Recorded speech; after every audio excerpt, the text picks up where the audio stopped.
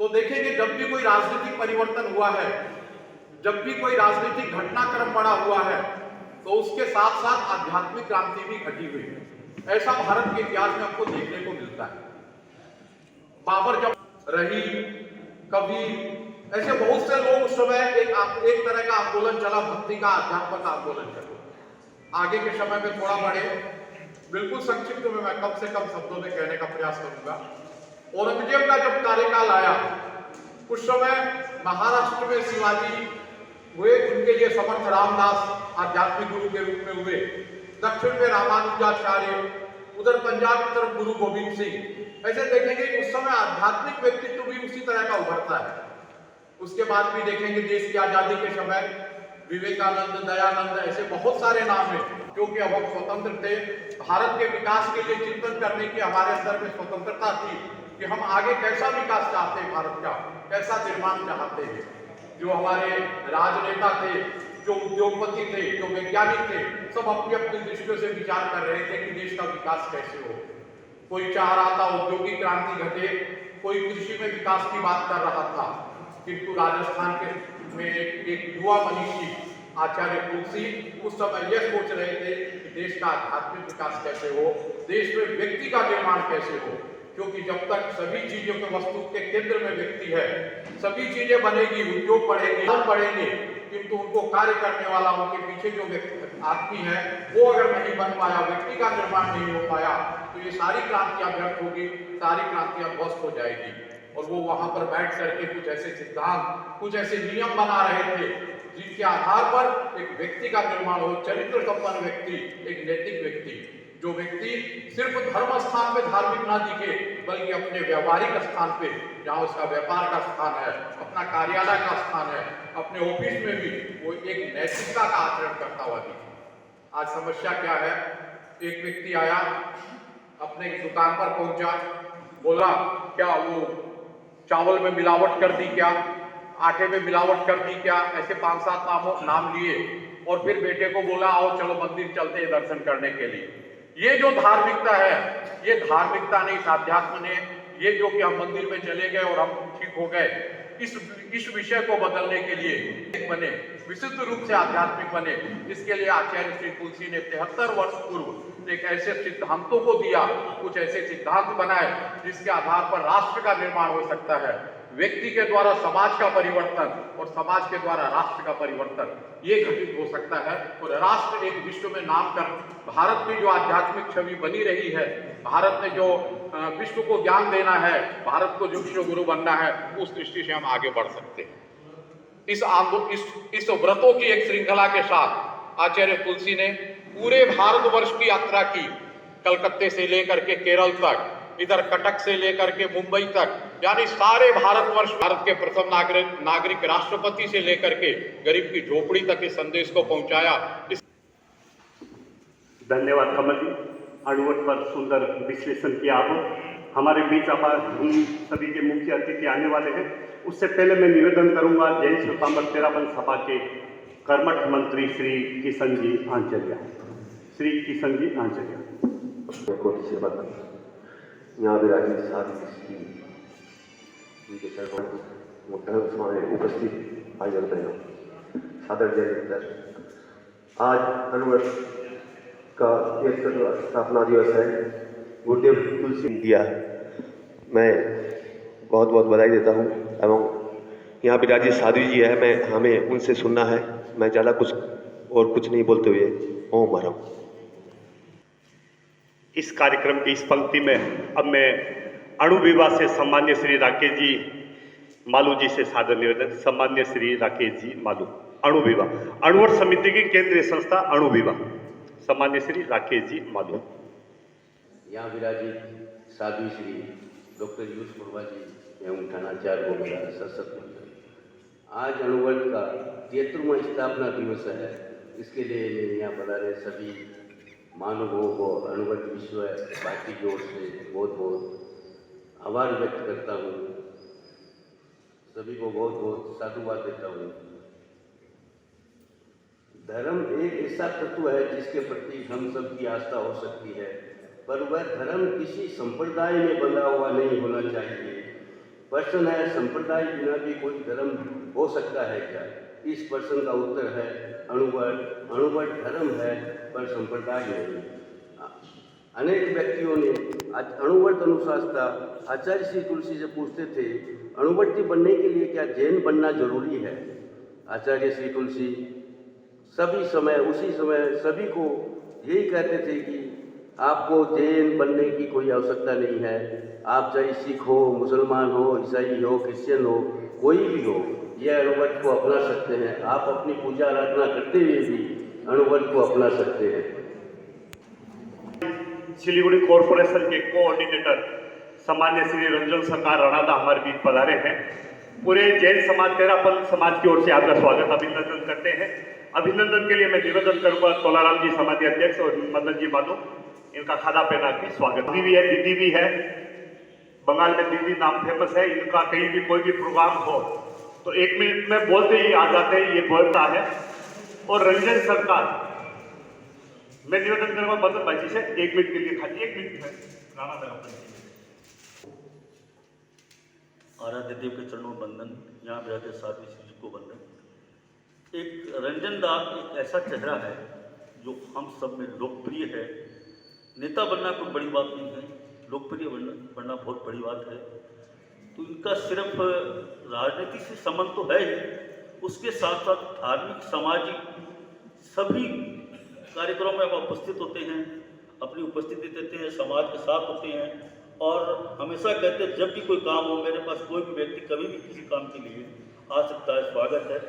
ऐसे व्यक्तित्व का आज हमारे बीच होना निश्चित ही हमारे लिए बड़ी गौरव की बात है। मैं आपका बहुत बहुत तहे दिल से स्वागत, धन्यवाद करता हूँ, हृदय से आपका स्वागत करता हूँ। और मैं निवेदन करूँगा सीमा जी से, तो आप यहाँ डाइस में पधारें। सीमा जी का स्वागत अभिनंदन करेंगे मंत्री पुष्पा जी और कोषाध्यक्ष मंजू जी लोनाव। कोषाध्यक्ष मंजू जी लोनाव और पुष्पा देवी जी चंदाले। नौबत प्रोग्राम आधा घंटा का, सभी को समय मिले, सभी अपने वक्तव्य का थोड़ा समय का ध्यान रखते हुए सामान्य बंदे आज भी अणुवट 73 सालों के बाद उतना ही प्रासंगिक है जितना कि आचार्य श्री तुलसी ने अपने इसको हमारे समाज के एक बनाया जाए तो व्यक्ति के माध्यम से समाज के होते हुए और राष्ट्र अपने आप सुधर जाएगा। और एक बात और मैं कहना चाहता हूँ कि अणुवट महासमिति इसका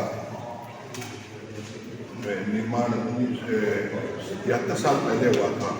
अब इसका विलय संस्था है, इसका विलय होने के बाद में अब अणुवट महासमिति, अणुविभाग और ये तीनों मिलके अब एक साथ काम करेगी। और अणुवट समिति की 152 शाखाएं हैं पूरे हिंदुस्तान में, वो सब अणुविभाग के अंदर में काम करेगी। अणुविभाग दोनों एक दूसरे के पूरक है, नए रूप में अणुविभाग के रूप में समाज के सामने आ रहा है गुरुदेव के मंगल आशीर्वाद से। अब मेरा सादर निवेदन सिलीगुड़ी मर्चेंट एसोसिएशन के अध्यक्ष, अणुवट समिति के भूतपूर्व अध्यक्ष, पत्रकार, अधिवक्ता, मतलब क्या क्या इनके उपनाम है मैं बोल नहीं सकता। सादर निवेदन सम्मान्य श्री करणजीत जैन, सम्मान्य श्री करणजीत जैन मालूम। 4 स्तंभ बताए गए, उसमें एक स्तंभ मीडिया कर्मी भी है। आज इनके योगदान से ये प्रोग्राम जन जन तक पहुंचेगा, ऐसा निवेदन। और सभी मीडिया कर्मियों का, संदीप जी जनपद से और सभी आए, मैं नाम की किसी का लेना भूल जाता हूं, सभी का स्वागत, अभिनंदन, धन्यवाद।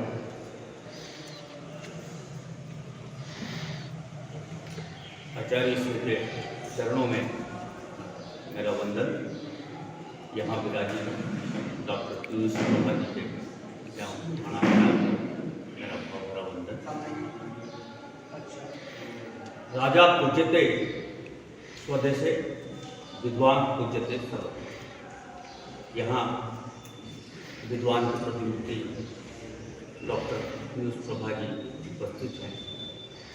मैं उन्हें इसलिए वंदन करता हूँ कि वो गंगा, साक्षात गंगा हमारे बीच रहते हैं।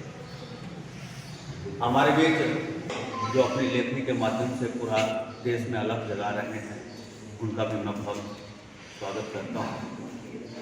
हमारे लोकप्रिय नेता एवं हमारे भाई रंजनदा हैं, इस वार्ड के पार्षद सीमा जी हैं, तमाम सावकों को मैं बहुत वंदन करता हूँ, नमन करता हूँ आपके पावन पुत्र को। रामचंद्र शुक्ल ने लिखा है धारे से धर्म, जिसे धारण किया जा सके वो धर्म। धर्म संप्रदाय नहीं है। जब संप्रदाय इसमें मिक्स हो जाता है, उसका सम्मिश्रण हो जाता है, तो धर्म कहीं भटक जाता है। आचार्य श्री तुलसी ने जब इस अणुव्रत की स्थापना की तो उनकी मनोदशा ये थी कि आदमी आदमी बने, वह धार्मिक न बने, वह सांप्रदायिक न बने, धर्म का जो मूल स्वरूप है उसके अंदर विद्यमान।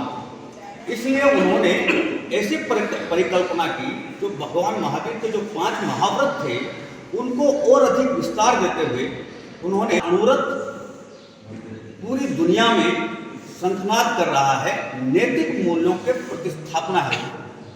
जब आप अणुव्रत को समझ लेंगे तो मनुष्यत्व की जो पहली कड़ी है उस तक आप पहुंच जाएंगे। हम क्या है संप्रदाय में भटक गए कि मुल्ला ने गीता पढ़ी तो सबको सदमा हो गया, मुल्ला ने गीता पढ़ी तो सबको सदमा हो गया, हम गए मस्जिद तो हम पर मुकदमा हो गया, नफरतों के इस दौर में चौपाए भी बांटे गए, गाय हिंदू हो गई बकरा मुसलमान हो गया। हमारी अवधारणा यहाँ पहुँच गई। लेकिन हम जिस लक्ष्य को हमें प्राप्त करना है, जो आचार्य श्री का तुलसी का जो लक्ष्य है कि छोटे छोटे संकल्पों के भीतर के माध्यम से हम अपना नैतिक परिवर्तन करें। जब इंसान के अंदर नैतिकता आ जाएगी तो उसका स्वरूप अपने आप बदल जाएगा, तमाम जो विद्वेष है वो अपने आप समाप्त हो जाएगा। मैं इन पंक्तियों के मैं समझ सकता हूँ कि थोड़ी सी बेचैनी है बसरा जी की, क्योंकि समय बहुत कम है और बात वक्ता भी बहुत हैं और हमें आचार्य श्री को भी हमें साध्वी श्री को भी सुनना है। हमारे पीछे हमारे शिल्पांचल भवन के आदरणीय अध्यक्ष महोदय सज्जन साहब भी उपस्थित हुए हैं। मेरा भी उनसे अनुरोध है कि कृपया वो आगे आ जाएं तो हमें अच्छा लगेगा। कि आओ एक बार कहें, आज एक बार कहें या 100 बार कहें, क्या पता तुम न रहो, क्या पता हम न रहें। आज एक बार कहें या 100 बार कहें, क्या पता तुम न रहो, क्या पता हम न रहें। मंदिर और मस्जिद की या किसी इमारत की मिट्टी तो लगी है भाई मेरे भारत में, मिट्टी तो इसमें लगी है भाई मेरे भारत की। मरा हिंदू तो अल्लाह शर्मिंदा रहा, मरा मुसलमान तो राम कब जिंदा रहा। बिखरे बिखरे हम सभी, आओ एक घर में रहें, क्या पता तुम न रहो, क्या पता हम न रहें। ओम। हमारे बीच शिल्पांचल भवन के अध्यक्ष महोदय साहब भी पधारे हैं। आपका भी स्वागत अभिनंदन करते पूरे जैन तेरापन समाज की ओर से। अब हमारे अणुव्रत समिति के इतिहास लिखने वाले अध्यक्ष, पूर्व अध्यक्ष एवं इस कार्यक्रम के संयोजक सामान्य श्री सुरेंद्र जी घोड़ावत, सामान्य श्री सुरेंद्र जी घोड़ावत अपने विचारों के साथ। वंदन आचार्यवर को वंदन। साध्वी डॉक्टर पीयूष प्रकाश जी एवं सहवर्ती साध्वी सबको मेरा मध्य वंदा में आराध्य के चरणों में सादर वंदन। अणुव्रत समिति सिलीगुड़ी हमारे आचार्य श्री महाप्रज्ञ जी ने आगे बढ़ाया और वर्तमान आचार्य श्री महाश्रमण जी अपनी ढोल सेना के साथ इसको आगे बढ़ा रहे हैं। और हमारे लिए बहुत ही खुशी की बात है कि अणुव्रत समिति सिलीगुड़ी अणुव्रत स्थापना दिवस विदुषी साध्वी श्री डॉक्टर पीयूष प्रज्ञा जी के सानिध्य में मनाने जा रही है। ये हमारे लिए एक बहुत ही अच्छी बात है हमारे लिए। अणुव्रत समिति सिलीगुड़ी स्थापना दिवस, सिलीगुड़ी अणुव्रत समिति काफ़ी समय से काफ़ी कार्य कर रही है। तोलाचंद जी सेठिया भी अच्छा कार्य कर रहे हैं, ज़्यादा बोलने को तो कुछ है नहीं और साध्वी जी को सुनना है। ओमर। धन्यवाद सुरेंद्र जी। मेरा निवेदन महिला जागृत महिला समाज से महिला की नेतृत्व देने वाली कर्मठ महिला समिति की अध्यक्षा श्रीमती रानी जी बंसाली, उसके बाद तेरापंथी युग परिषद के कर्मठ अध्यक्ष संजय जी छाजे। अणुव्रत, आज अणुव्रत स्थापना दिवस है। आज से 73 ईयर्स पहले आचार्य श्री तुलसी गणी ने पति श्री तुलसी गणी को 100 बार वंदन करती हूँ। महासमन जी के चरणों में मेरा कोटि से नमन। साध्वी प्रमुखा श्री जी के चरणों में भाव भरी वंदना। अत्र विराजित साध्वी श्री डॉक्टर पीयूष प्रभा जी एवं अन्य चरित्र आत्माओं के चरणों में मथेन बंदा में। आज के मुख्य वक्ता श्री राजेंद्र प्रसाद जी, श्री कमल जी पुगलिया, उपस्थित धर्मानुरागी भाइयों बहनों, सीमा जी, यहाँ उपस्थित सभी भाई एवं धर्मानुरागी भाइयों एवं बहनों, सादर जय जिनेन्द्र। आचार्य श्री तुलसी ने हमें बहुत ही अच्छा उपक्रम दिया है। इसका नाम है अणुव्रत। अणु का अर्थ है छोटा, व्रत का अर्थ है पालन करना। अणुव्रत के माध्यम से हमें आज यह परिस्थिति होने वाली है, ये पूज्य गणाधिपति तुलसी की दूरदर्शिता का दर्शाती है। उन्होंने उस समय ये सोच लिया था कि भविष्य में लोग बड़े बड़े नहीं तो छोटे छोटे व्रत धारण कर सकते हैं और उन्होंने अणुव्रत आंदोलन की शुरुआत की। गुरुदेव तुलसी के अनुसार इंसान पहले इंसान है, फिर हिंदू या मुसलमान है। ऐसे एक दो मैं बता रही हूँ। मैं वैश्य मुक्त जीवन जीऊँगी, मैं धार्मिक सहिष्णुता का भाव रखूँगी, जाति रंग के आधार पर किसी के साथ ऊंचा नीचा नहीं मानूंगी। बदले युग की धारा, बदले युग की धारा, नई दृष्टि हो, नई सृष्टि हो, अणुव्रतों के द्वारा, बदले धारा, बदले युग की धारा। ओम अहम।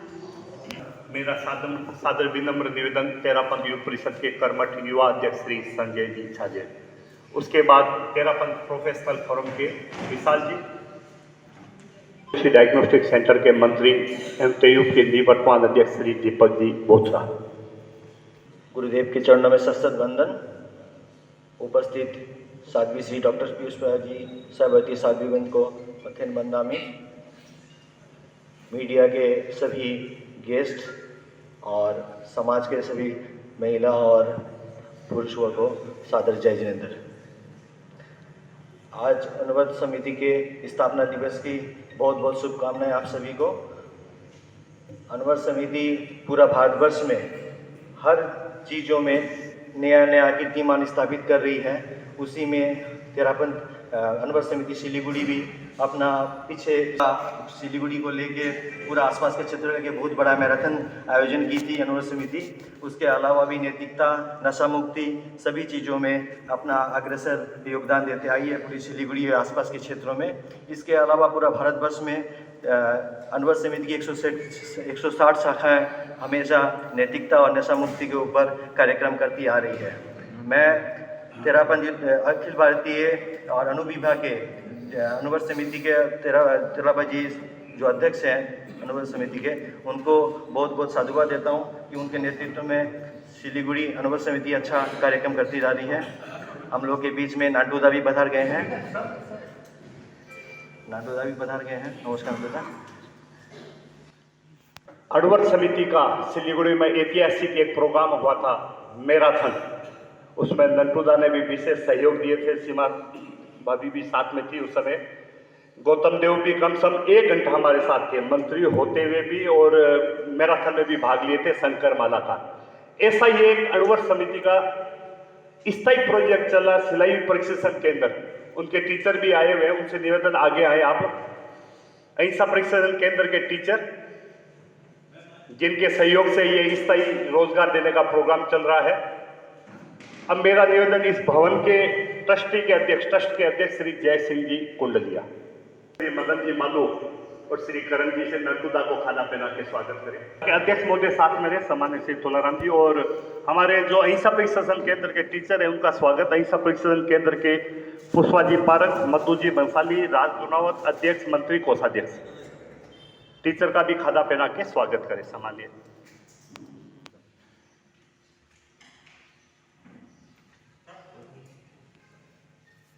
कल्याण का आंदोलन, मानव को सही मानव बनाने के लिए अणुवत अपनी पहचान का आंदोलन, इसी ओर प्रेरणा देने हमें सादर निवेदन साध्वी श्री द्वितीय यशा जी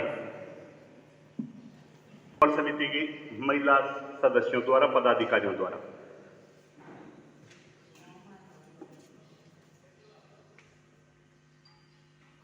साध्वी श्री द्वितीय यशा जी। पूज्य गुरुदेव श्री तुलसी को भाव भरा नमन। उन्हीं के दिए गए अवदानों को जगव्यापी बनाते हुए परम श्रद्धेय आचार्य प्रवर के श्री चरणों में भक्ति भरा वंदन। वंदनीय साध्वी श्री जी के चरणों में वंदन। आदरास्पद साध्य वृंद, आगंतुक अतिथिगण, धर्मानुरागी भाइयों और बहनों, अणुव्रत एक ऐसा आंदोलन जिसने न केवल धार्मिक समाज, राजनीति, अपितु मानव समाज के हित के लिए चलाया गया आंदोलन, या यूं कहें मानव को मानव बनाने का यह आंदोलन, इसकी जरूरत क्यों पड़ी? एक उदाहरण बताना चाहूंगी। मैथ्स की क्लास चल रही थी और टीचर ने सवाल किया कि तुम्हारे पापा किराने की दुकान चलाते हैं, तो तुम ये बताओ कि यदि तुम्हारे पापा 5 रुपए में 1 किलो चावल बेचते हैं तो 20 रुपए में वो कितने किलो चावल बेचेंगे? आप लोग बता सकते हैं? आप लोगों ने बिल्कुल सही बताया, लेकिन वो बच्चा बहुत होशियार था। उसने कहा कि 20 रुपए में मेरे पापा 3 किलो 800 ग्राम चावल बेचेंगे। तो आप सोचिए कि उस छोटे से बच्चे ने भी इतनी महत्वपूर्ण बात बता दी कि कहाँ गोलमाल हो रहा है, कहाँ प्रामाणिकता है, कहाँ नैतिकता है, और कितना यह तो एक छोटे से किराने की दुकान की बात चल रही है, और जैसे जैसे ऊपरी स्तर पर व्यापार की बात करें या फिर एक छोटे से काम की बात करें, एडमिशन की बात करें, अस्पताल की बात करें, तो कहाँ कितना भ्रष्टाचार हो रहा है ये हमसे ज़्यादा आप लोग जानते हैं। तब ऐसा लगता है कि अणुव्रत की कितनी ज़रूरत है। आज से 73 वर्ष पहले जितनी ज़रूरत थी, मुझे लगता है उससे 100 गुना ज़रूरत आज है। और आज हम केवल अणुव्रत या फिर चारित्रिक विकास की बात करें तो अणुव्रत केवल चारित्रिक उन्नयन के लिए नहीं था। यदि उसकी आचार संहिता को ध्यान से पढ़ें तो अणुव्रत के नियम को अपनाने के बाद आप शारीरिक विकास कर सकते हैं, मानसिक विकास कर सकते हैं, बौद्धिक विकास कर सकते हैं, आध्यात्मिक विकास कर सकते हैं, और साथ साथ में संयम का जीवन जी करके अपने पर्यावरण को भी ज़्यादा सुरक्षित रख सकते हैं। आज का दौर जो चल रहा है कोरोना महामारी का, और मुझे लगता है कि कोरोना क्यों आया, क्योंकि जब मनुष्य ने इस प्रकृति का दोहन नहीं शोषण करना शुरू कर दिया, तब ये जाके सारी बीमारियां अपने पैर फैला देती है।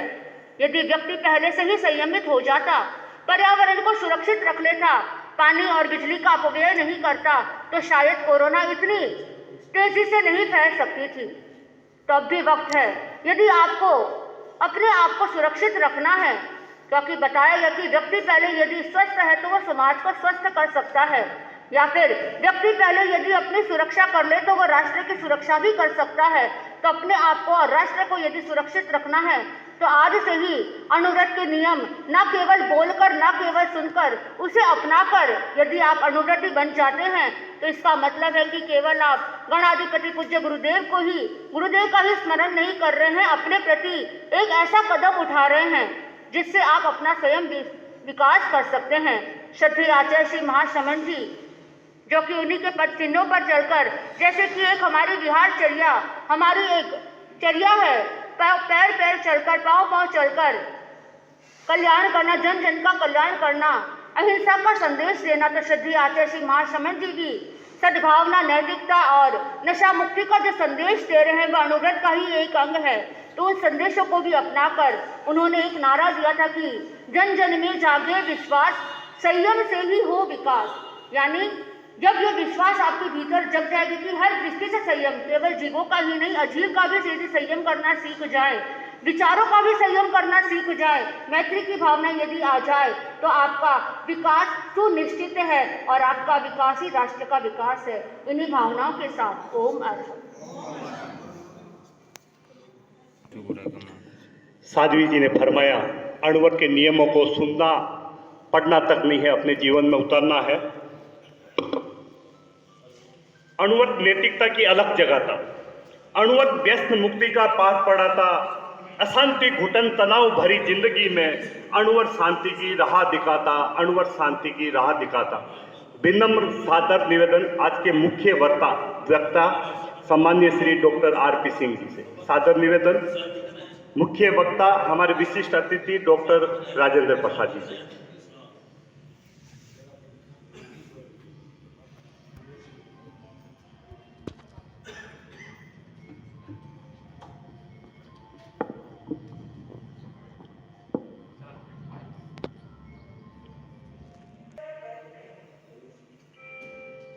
अणुव्रत समिति सिलीगुड़ी आयोजित मीडिया संवाद अणुव्रत के साथ मंच पर आसीन जैन साध्वीगण, दर्शक दीर्घा में उपस्थित सम्माननीय मातृशक्ति, नगर के सम्मानित व्यवसायीगण एवं आदरणीय हमारे जनप्रतिनिधि,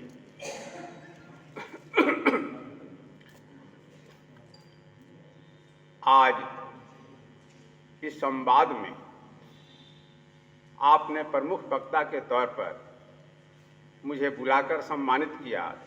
इसके लिए मैं संस्था के पदाधिकारियों एवं सदस्यों के प्रति आभार व्यक्त करता हूँ। अणुव्रत एक आंदोलन है, एक विचारधारा है और यह मनुष्यता को स्थापित करने की विचारधारा है, एक जीवन शैली है जो जीवन को सुखी, संपन्न और शाश्वत बनाने का एक इल्म हमें देता है। आप जानते हैं कि 1939 में जब द्वितीय विश्व युद्ध समाप्त हुआ, उस समय पूरा विश्व अस्थिर था। युद्ध के परिणाम स्वरूप लाखों लोग विकलांग हुए थे, लाखों की मौत हुई थी। परमाणु बम की त्रासदी विश्व ने पहली दफा महसूस किया और उस त्रासदी से दुखी होकर, मर्माहत होकर, परेशान होकर आचार्य तुलसी ने विश्व को एक संदेश देने के महत् उद्देश्य से अणुव्रत आंदोलन अर्थात एक विचारधारा को स्थापित किया। अर्थात विश्व में शांति हो, मनुष्यता का विकास हो, देश और दुनिया की उन्नति हो, यही महत् उद्देश्य था। यही इसकी बुनियाद में भावना थी। जो आंदोलन राजस्थान से आरंभ हुआ और आज देश के कोने कोने में ही सिर्फ नहीं, दुनिया में भी इस आंदोलन की जो ताप है, जो ऊर्जा है, वह महसूस की जा रही है। लेकिन हमें एक बात समझनी होगी, सत्य जो है सापेक्ष होता है। जो सत्य एक परिप्रेक्ष्य में सत्य है, संभव है कि दूसरे परिप्रेक्ष्य में असत्य हो जाए। इस बात को हमें समझनी होगी। जब हम कहते हैं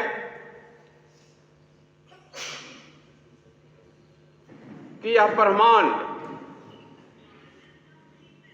स्थिर है, जब हम कहते हैं कि यह पृथ्वी, आप बैठे हैं बिल्कुल स्थिर भाव से बैठे हैं, जब हम कहते हैं कि आप स्थिर हैं, लेकिन आप स्थिर नहीं हैं, आप अस्थिर हैं, क्योंकि यह पृथ्वी घूम रही है, गतिशील है, इसलिए आप भी स्थिर नहीं हो सकते हैं। जब हम कहते हैं कि आप हमारे सामने बैठे हैं, आप कह सकते हैं कि नहीं, आप मेरे सामने हैं। सत्य एक परिप्रेक्ष्य में जो सत्य है, वह दूसरे परिप्रेक्ष्य में असत्य हो जाता है। इस बात को हमें समझनी होगी।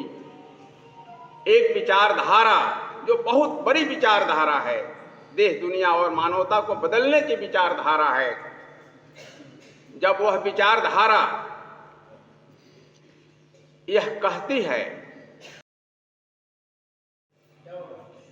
धार्मिक सहिष्णुता रखनी चाहिए, तब हमें इस बात पर भी विचार करना होगा कि धार्मिक, सांप्रदायिक सद्भाव अगर हम रखना चाहते हैं, समाज में कायम रखना चाहते हैं, देश में उस सद्भाव को हम स्थापित करना चाहते हैं, और उसके मार्ग में अगर कोई बाधा है तो उसे हम कैसे दूर करें? क्या हम खुद अपने आप को बदलें, हम निर्विकार हो जाएं, हम प्रयास करें, हस्तक्षेप करें। जहां हम हस्तक्षेप करेंगे वहीं राजनीति आती है। राजनीति से मुक्त जीवन हो ही नहीं सकता। आप में से कोई ऐसा व्यक्ति नहीं है जो यह कहे कि हम राजनैतिक नहीं हैं, और राजनैतिक कहीं कुछ नहीं है। देश की अर्थनीति का हर समय असर आप पर हो रहा है, हम पर हो रहा है, लोगों पर हो रहा है, किसी न किसी रूप में वो प्रभावित ही करता है। तो हमें यह सोचना है कि अनुव्रत के सिद्धांत को अगर हम आगे बढ़ाना चाहते हैं, कहीं देश में नस्लीय हिंसा है, कहीं सांप्रदायिक हिंसा है, कहीं रंग विभेद है, तो उसका हम कैसे हस्तक्षेप करें? यह जरूरी है कि हम तो अपने आप को बदलें, उस हिंसा में शामिल ना हों, लेकिन क्या वैचारिक रूप से हम उस हिंसा के खिलाफ आवाज़ उठा सकते हैं कि नहीं? उस हिंसा के खिलाफ हम जा सकते हैं कि नहीं? यह एक विचारणीय सवाल है जो आपके बुद्धि और विवेक के सामने मैं रख रहा हूँ। जैन साध्वी गति प्रज्ञा के हम समक्ष यह रखना चाहते हैं कि इस पर क्या हम विचार कर सकते हैं इस आंदोलन को आगे बढ़ाने के लिए, कि हमारी क्या भूमिका हो, हम क्या इसे सुनिश्चित कर सकते हैं, नहीं कर सकते हैं। 11 जो है अनुव्रत के नियम जो स्थापित किए गए हैं, उसमें पर्यावरण संरक्षण की बात कही गई है, और मैं इसको सबसे आवश्यक समझता हूँ। अगर पर्यावरण का संरक्षण हम नहीं कर पाएं तो हम तो अस्थिर हो ही जाएंगे, पूरा मानव समाज अस्थिर हो जाएगा। आज पेड़ पौधे हमें ऑक्सीजन देते हैं, ऑक्सीजन का अर्थात हमें जीवन देते हैं, उस जीवन को बचाने का यह एक आंदोलन है। इसलिए इस आंदोलन से हर आदमी जुड़ सकता है। जो अपने आप को अराजनैतिक समझ रहा है वह भी जुड़ सकता है, जो राजनैतिक समझता है वह भी जुड़ सकता है। हालांकि अराजनैतिक कहीं कुछ नहीं है, हम कहीं ना कहीं किसी न किसी रूप में किसी न किसी विचारधारा से प्रभावित हैं। अगर हम अन्याय विचार का प्रतिवाद कर रहे हैं तो यह भी एक राजनीति है। हम अगर उसे स्वीकार कर लेते हैं, अगर हम मौन हो जाते हैं, इसका अर्थ है कि कहीं ना कहीं हम उस अन्याय विचार का हम समर्थन कर रहे हैं। तो यह मानवीय मूल्य नहीं हो सकता है। मानवता और मानवीय मूल्य हम यह सिखाते हैं कि समाज परिवर्तन तभी होता है, व्यक्ति का रूपांतरण तभी होता है जब हम हर मुहूर्त अपने आप को गतिशील रखें, सामाजिक विसंगतियों के खिलाफ सदैव हम उद्वेलित हों, सामाजिक विसंगतियों के खिलाफ हम जो है सजग और सतर्क रहते हुए हम अपने कर्तव्य का निर्वहन करें, पालन करें। अगर हम ऐसा नहीं करेंगे न तो हमारे व्यक्तित्व का निर्माण होगा, न हमारे बच्चों का, जो देश के भविष्य होते हैं, उनका निर्माण होगा।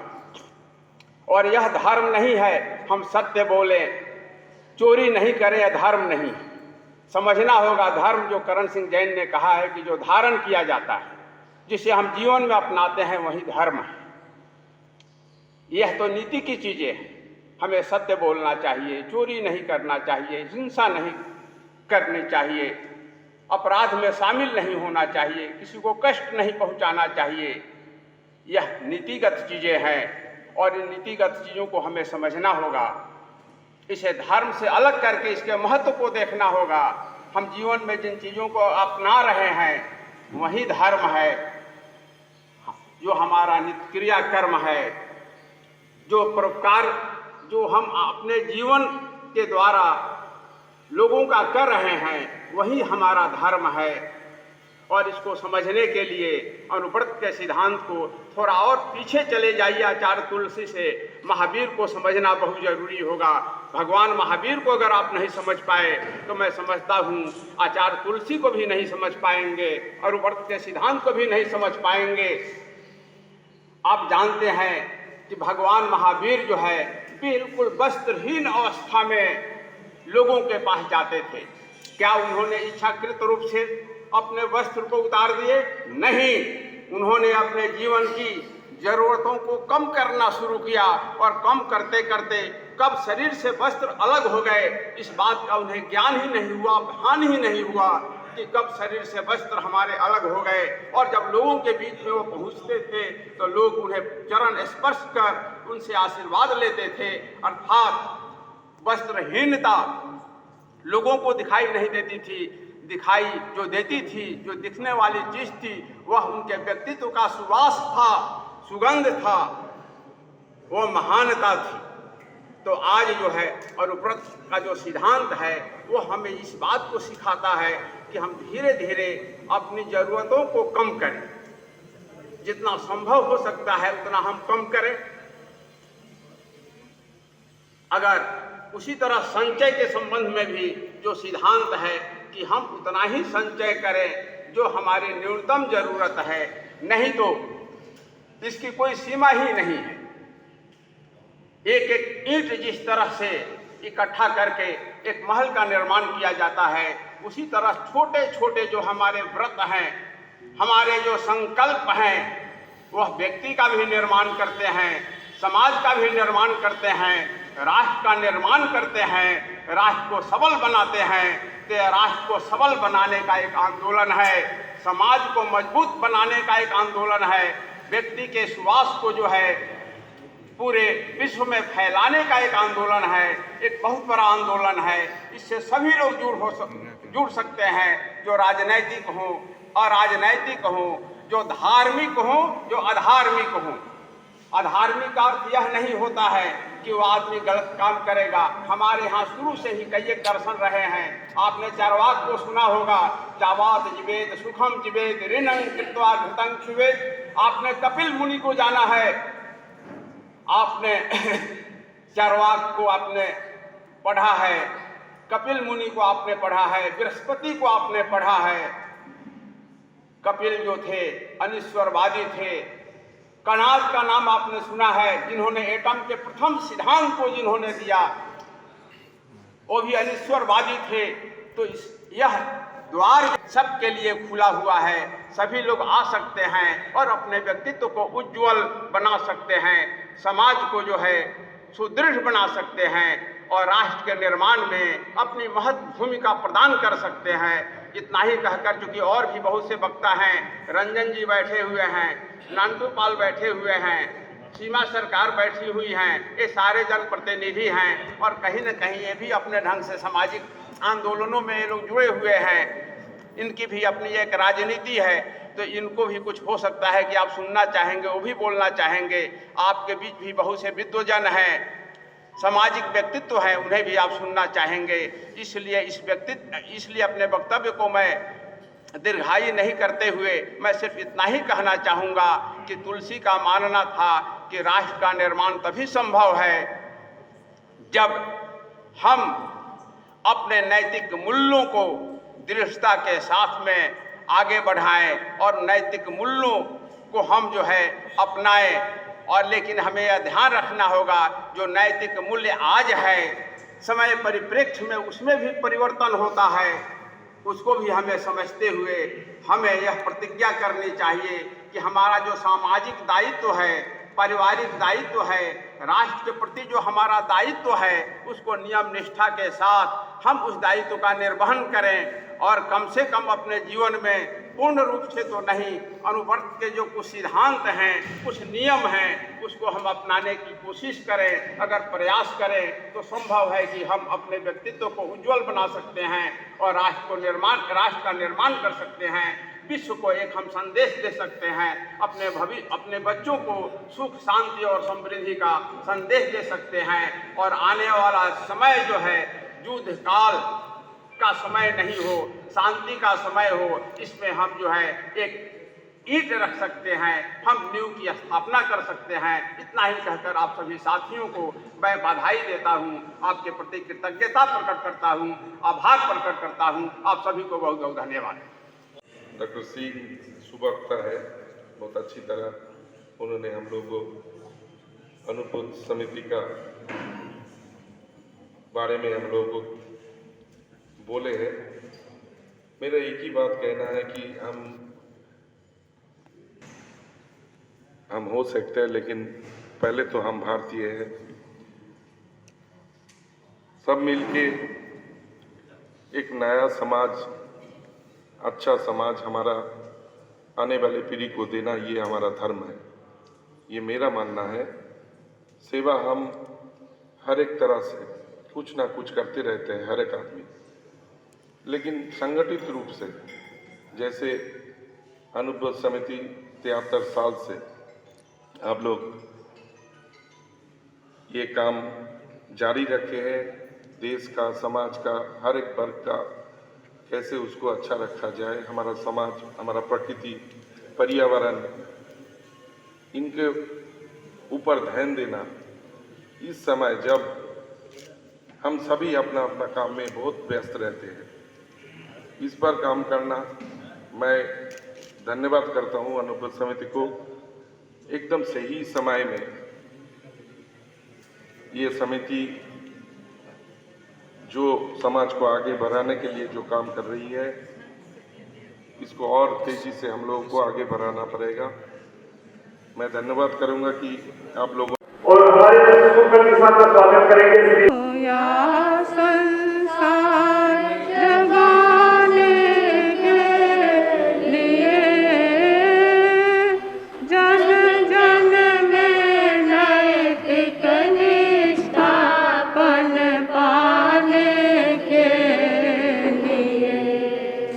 संसार को जागृत करने,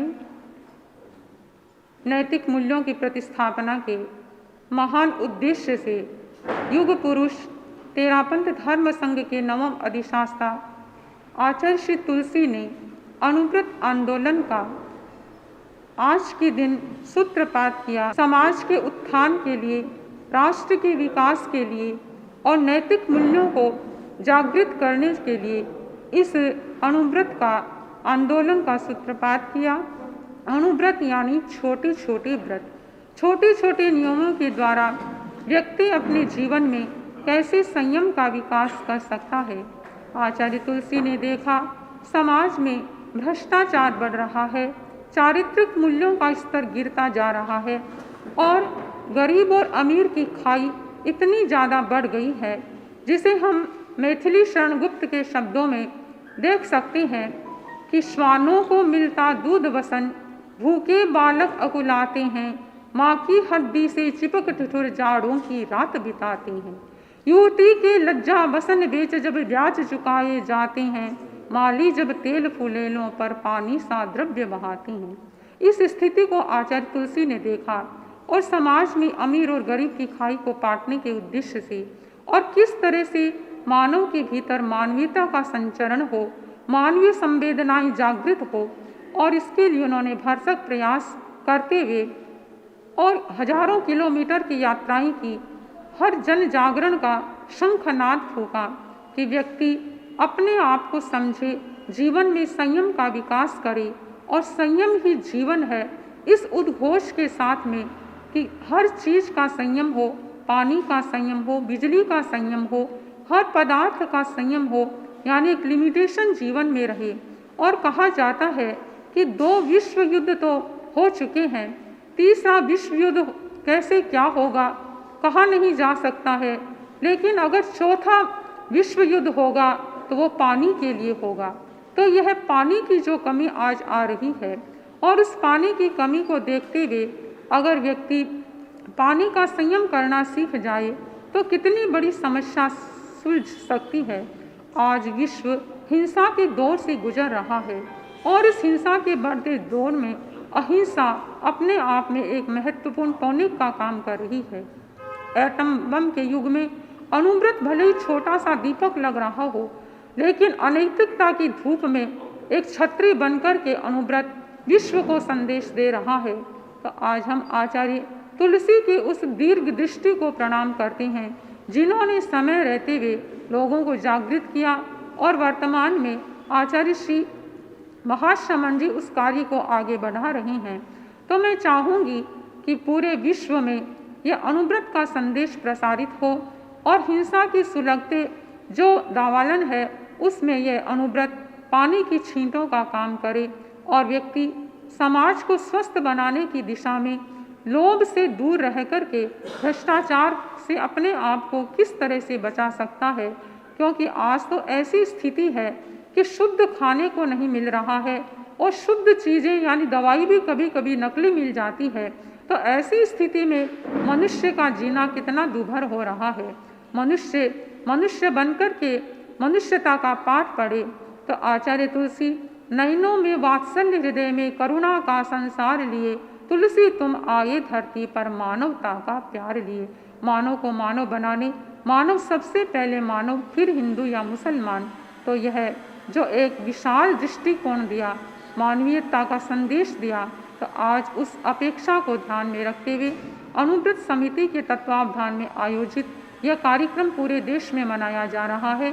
आचार्य श्री महाश्रमण जी की सन्निधि और उनकी पावन प्रेरणा वे हजारों किलोमीटर की यात्रा करते हुए नैतिकता का शंखनाद कर रहे हैं। तो यह अणुव्रत जन जागरण में अपनी महनीय भूमिका निभाए और लोग उसके प्रति जागरूक रह करके जीवन को उन्नत बनाए। आचार्य तुलसी का ये उद्घोष निज पर शासन फिर अनुशासन जन जन में व्याप्त हो। अणुव्रत की भावना से लोग प्रेरित होकर के देश, समाज और राष्ट्र के नवनिर्माण में अपना योगदान देकर के देश के प्रति अपने दायित्व का सम्यक निर्वहन कर सकते हैं। ओम अर्घ। मंत्री पुष्पा चिंडालिया। आज 73वां अणुव्रत स्थापना दिवस है, तो हम सभी अशांत विश्व को शांति का संदेश कैसे मिले, यही है अणुव्रत। आज के पाश्चात्य जीवन में भौतिक सुविधाओं के बीच में आज कहीं ना कहीं हमारी युवा पीढ़ी बह चली है, नित नए नशे की शिकार हो रही है, आत्महत्याएं हो रही है, हर युवा तनाव में जी रहे हैं। उन सभी को उस चीज़ से बाहर लाने के लिए अणुव्रत एक बहुत बड़ा सहायक हो सकता है। अणुव्रत इस चीज़ के लिए तो सहायक हो ही सकता है। इसके अलावा एक बात जो मैं बताना चाहूँगी, हमारे युग पुरुष आचार्य श्री तुलसी जिन्होंने अणुव्रत आंदोलन शुरू किया, उनका कहना था नारी का शिक्षित होना बहुत ज़रूरी है, क्योंकि एक शिक्षित नारी ही स्वस्थ समाज की संरचना कर सकती है। नारी स्वस्थ होगी, नारी शिक्षित होगी तो वो अपने परिवार की और अपने पीढ़ी की ज़रूर वो अच्छा से ये कर पाएगी। तो इसीलिए अणुव्रत जीवन में उतरना बहुत ज़रूरी है। और जबकि मैं खुद अणुव्रती हूँ, मैंने अणुव्रत को जब से अपने जीवन में उतारा है, मैंने खुद को समझा है और मेरा सब दिमाग कितना पॉजिटिव हो गया है। बहुत छोटे छोटे संकल्प है, लेकिन ये छोटे छोटे संकल्प हमारे जीवन में बहुत बड़ा बदलाव ला सकते हैं। तो मेरा निवेदन है सभी से कि हर इंसान को अनुव्रती होना चाहिए। हमारे अनुव्रत में और इस साल क्या क्या काम हुए, क्या, ये हमारे कोषाध्यक्ष श्री मंजू जी से आप जानकारी लीजिए। आराध्य देव के चरणों में श्री वंदना। मैं अनुव्रत समिति सिलीगुड़ी की कोषाध्यक्ष, भूतपूर्व तेरापंथ महिला मंडल की अध्यक्ष श्रीमती मंजू लुणावत। अनुव्रत समिति बहुत सक्रिय संस्था है। श्रीमान तोलाराम जी सेठिया के अध्यक्षता में बहुत उत्साह और उमंग के साथ सभी भाई और बहनें जिस काम को हाथ में लेते हैं, सफलतापूर्वक उस काम को करते हैं। अनुव्रत यानी छोटे छोटे व्रत। इन व्रतों के माध्यम से व्यक्ति आत्म संयम और आत्म अनुशासन का अभ्यास करते हैं ताकि अपने दैनिक जीवन में सकारात्मक दिशा प्रदान कर सके। एक अनुव्रती व्यक्ति चाहे वह किसी भी धर्म संप्रदाय का हो, वह हिंसा नहीं करता है और ना ही हिंसा का समर्थन करता है। विश्व शांति कैसे और किस प्रकार हो सकती है, यह एक विचारणीय प्रश्न है। विश्व शांति के लिए भाईचारे, मेल मिलाप की भावना और परस्पर हित चिंतन की भावना विश्व शांति की दिशा में महान कदम और सार्थक कार्य कर सकती है। विश्व के कई बड़े राष्ट्र शांति के प्रयास की दिशा में प्रयत्नशील है। अगर किसी भी मनुष्य के अंदर सद्भावना और श्रेष्ठ विचार रहेंगे तो विश्व में अशांति नहीं रहेगी। अनुविभा अपने कार्यक्रमों को त्रियामी मिशन के रूप में गति देने के लिए उद्ग्रित है। पहला अनुव्रत ग्लोबल मिशन, दूसरा अनुव्रत शिक्षा संस्कार मिशन, अनुव्रत समाज मिशन। इस मिशन के अंतर्गत अनेक स्थायी प्रकल्पों और जागरूकता अभियान को भी आगे बढ़ा रही है।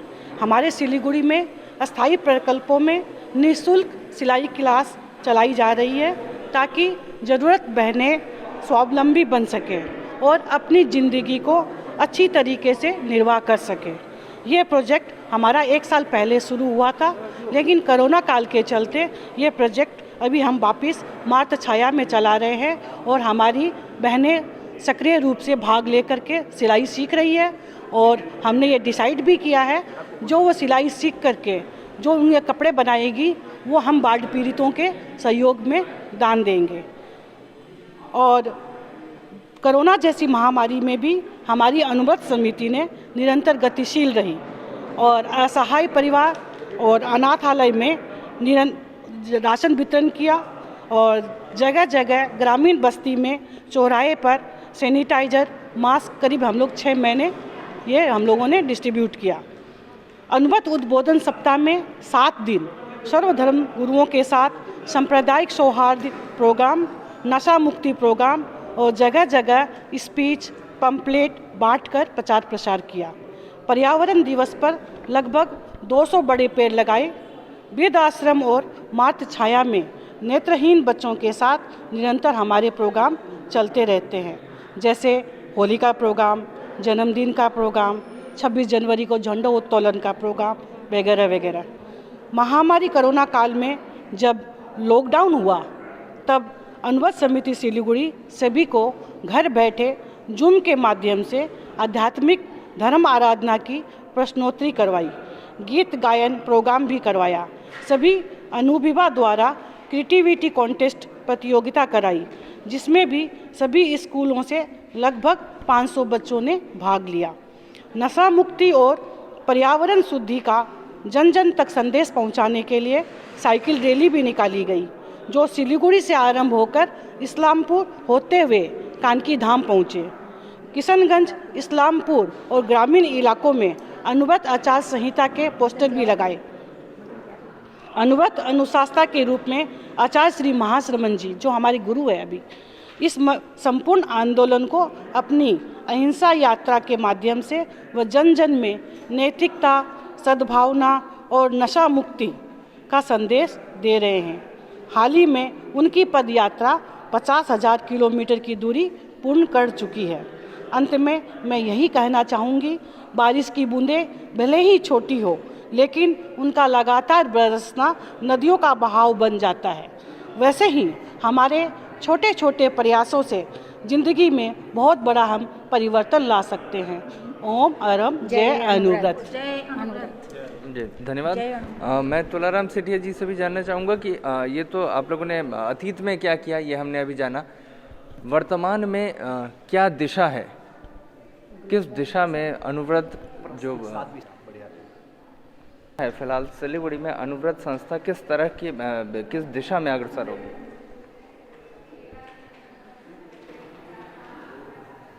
भारतवर्ष में जगह जगह अनुव्रत समितियाँ बनी हुई हैं और सबका लक्ष्य एक ही है कि जो अनैतिकता बढ़ रही है उसके विरोध में नैतिकता का स्वर गुंजित करना और लोगों को समान रूप से मानव समझ करके और उनके भीतर में मानवीयता जागृत करना और उनकी हर अपेक्षा को ध्यान में रख करके उन्हें सही दिशा में आगे बढ़ाना।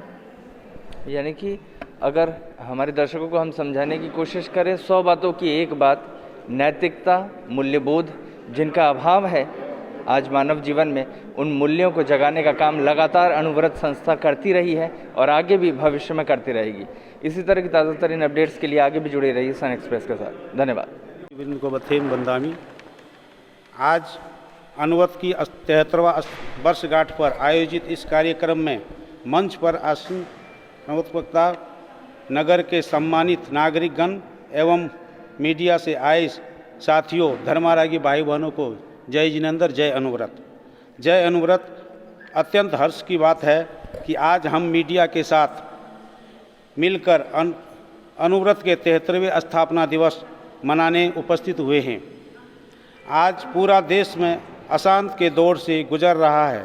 बेशक अनुव्रत जीवन को अपना कर घर परिवार, समाज, देश, दुनिया एवं विश्व में शांति व सद्भावना का स्थापना कर सकते हैं। हमें आज सामूहिक रूप से प्रतिज्ञा करनी चाहिए कि हम किसी भी निरपराध प्राणी का कष्ट नहीं पहुंचाएंगे, जरूरत से अधिक संग्रह नहीं करेंगे, हिंसा एवं तोड़फोड़ में भाग, आगजनी जैसे मृत्युओं में भाग शामिल नहीं होंगे, पर्यावरण जागरूकता पर प्रति सदैव सचेत रहेंगे, अनुव्रत छोटा छोटा नियम का पालन करेंगे, पानी बिजली को व्यर्थ उपयोग नहीं करेंगे। मीडिया के साथ मिलकर हम अपनी अहिंसक विचारधारा प्रचार प्रसार करेंगे। इसी भाव के साथ ओम अरहम जय अनुव्रत। सभी मीडिया भाइयों को जय जिनेंद्र, जय अनुव्रत।